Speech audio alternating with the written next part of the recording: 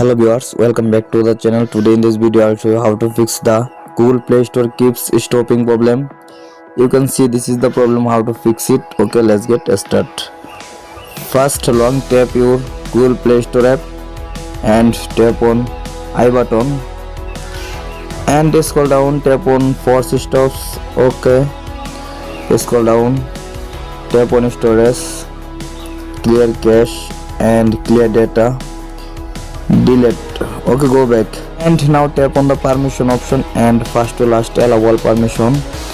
First contacts allow back, location allow back, another microphone allow back, nearby devices, notifications, phone, SMS. Okay, allow all permission complete. Back to home screen.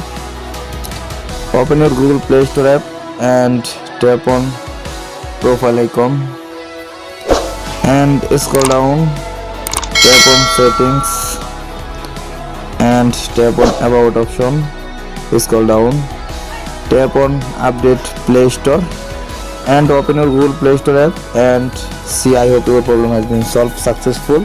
Please subscribe my YouTube channel.